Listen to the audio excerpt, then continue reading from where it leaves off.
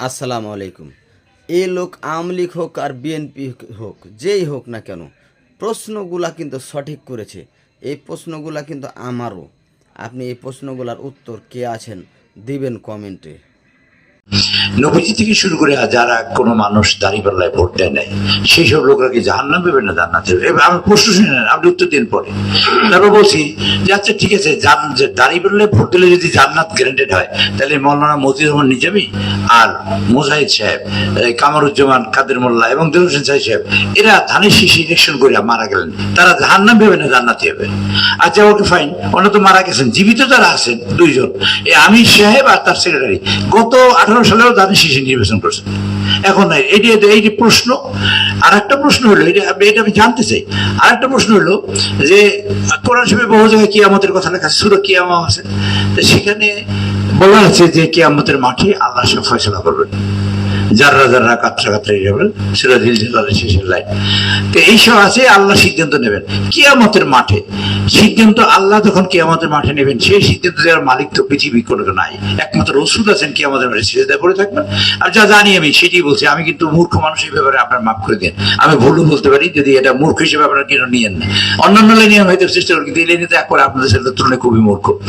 তো এখন সেই আল্লাহর সিদ্ধান্ত, জান্নাত দেওয়ার সিদ্ধান্ত কি কোনো পার্টিকুলার লোকরা দিয়েছে, আমার দেয় কিনা, এবং সেটা মুনাফিকি হয় কিনা বা সেটা মুশরিকি হয় কিনা, যে ওমান আমিনাল মুশরিকিন, আমরা কেউ মুশরিকের অন্তর্ভুক্ত নয়, কিন্তু পৃথিবীতে এই জান্নাত যদি দিতে পারে তাহলে আল্লাহ কিয়ামতে করবে কি? জান্নাতের লোক সব ডাকবে নাকি আমারে ডাকবে নাকি অন্য লোকরে ডাকবে যে সিদ্ধান্ত দেওয়ার জন্য? এইটা মুশরিকি কিনা সেটা জানতে চাই। আর 2-3 নাম্বার একটা বিষয় প্রশ্ন ছিল, সেটা হলো এই যে এই দেশে সবাই জান্নাত বিক্রি করে, আমরা এই কত মানুষ আছে না মসজিদে বসে কান্দে, সবাই তাহাজ্জুদ নামাজ পড়ে, প্রায় সবাই কান্দে, আমি ধারণা করি জান্নাতের জন্য। কোথায় হয় না কেন, খালি মাতারি কোথায় যায়, মাতারি কোথায় জান্নাত বিক্রি করে, সেই মাতারিরা জান্নাত কেন্দ্র টিকিট। এই পুরুষের কথা না শুনে স্বামীর অবাধ্য হয়ে যদি আরেক জায়গায় ভোট দিয়ে জান্নাত লইয়ে যাইতে চেষ্টা করে, স্বামীর কথা না শুনলে তারা জাহান্নামে হবে কিনা, এটা আমি জানতে চাইছি। যে তাহলে হলো কি, যে মহিলারা শুনলো না স্বামীর কথা, দিল এক জায়গায় ভোট, এই কেসি মার্কে ভোট দিল না, যে কোনো একটা মার্কে ভোট দিল, তারপর দেখা গেল এই যে সেই লোক স্বামীর কথা না শোনার কারণে জাহান্নামে গেছে, জান্নাতে যায় না। তো জান্নাতের টিকিট লইয়া জাহান্নামে যাইতেছে। এই দেশের সব মহিলাদের জাহান্নামে পাঠাবার কৌশল কিনা, এটা আপনি একটু বলুন, এটা আমার জানার দরকার, আমি জানতে চাই। স্যারকে ধন্যবাদ। প্রশ্ন যিনি করেন মাম্মাসুল আনহা বিআলামিনা সাইল, হাদিসে পড়ছেন না যে প্রশ্নকারী প্রশ্নদাতা উত্তরদাতার চেয়ে অনেক ভালো জানে। তো এখন বিষয় হলো, কোন মার্কায় ভোট দিলে জান্নাতে যাবে, এই আকীদা হলো বাতিল আকীদা, কথা চূড়ান্ত। মার্কার সাথে জান্নাতের সম্পর্ক নাই, আছে ইসলামের সাথে, আছে ধর্মের সাথে। ধর্মের সাথে কর্ম মিলাইলে জান্নাত পাওয়া যায়, ইসলামের সাথে নিজেকে আত্মসমর্পণ করলে জান্নাত পাওয়া যায়। কিন্তু কোনো পাল্লায় ভোট দিলে বা কোনো মার্কায় ভোট দিলে জান্নাত পাবে, এই কথাটা যারা বলে নির্বুদ্ধিতার কারণে বলে, এদের বিবেকটা অনেক ক্ষেত্রে দুর্বল আছে, অথবা আবেগে বলেছে, ঠিক হয়নি। আর এগুলো বলা উচিত নয়, এগুলো সাধারণ মুসলমানদের আকীদাকে বিনষ্ট করে। নাম্বার 2 হলো যে আসলে কে জান্নাতি আর কে জাহান্নামী, কে মুসলমান রইল আর কে মুসলমান রইল না, এর মাপকাঠি কোনো ব্যক্তির কথায় না, এটা হবে কোরআন এবং সুন্নাহর কথায়। কোরআন সুন্নাতে কি লেখা আছে কিনা, যে বাংলাদেশে এখন যেভাবে রাজনীতির টোন সেম, এই সিমিলারিটি কোন তথ্য কোরআনে আছে নাই।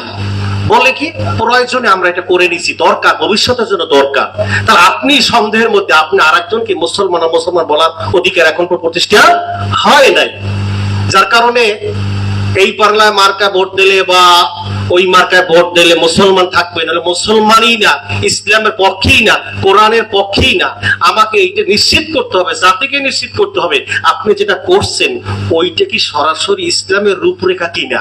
এইটা প্রমাণ না করা পর্যন্ত এই দাবিটা অসত্য, এই দাবিতে আপনারা কাম দেবেন না। তারপরে পরকালে বিচার করার মালিক আল্লাহ, শাফাত করবেন রসুল বান্দার আমলের উপরে।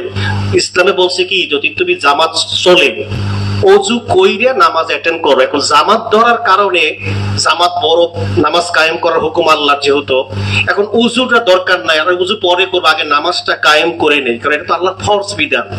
আপনাদের মনে হয় কি উজু ছাড়া তাড়াতাড়ি নামাজকে প্রতিষ্ঠা করার জন্য মসজিদ দাঁড়ায় গেলেন, আপনার এই নামাজকে আল্লাহ নিবে?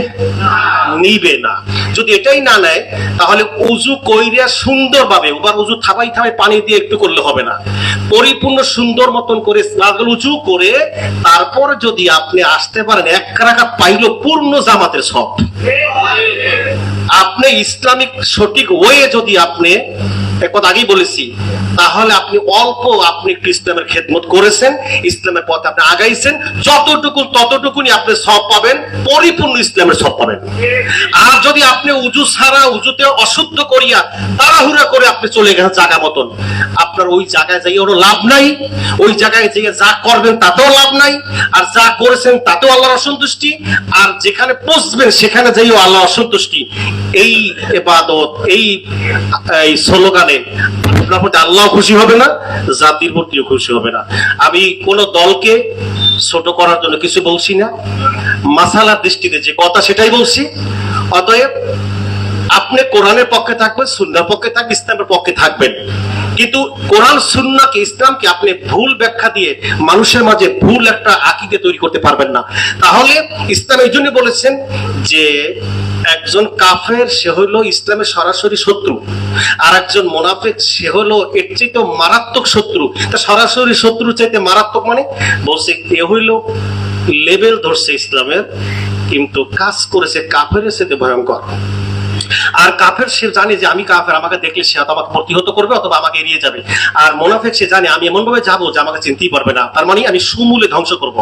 রাসূল সাল্লাল্লাহু আলাইহি ওয়াসাল্লামের কাছে বলছেন, হে রাসূল, ওই যে পিছে আসছে না জুব্বা পরা, লম্বা পাগড়ি পরা, জি ওটা আপনি চিনতে পারেন না কেন? ওটা মুনাফিক। আমি জিবরিলকে দিয়ে সকল তথ্য আপনাকে ফাঁস করছি। মুনাফিকের তথ্য ফাঁস করতে আল্লাহ জিবরিলকে পাঠান প্রয়োজন মনে করছে, তাহলে কাফের বড় না মুনাফিক বড়? মুনাফিক কি করতে বড়?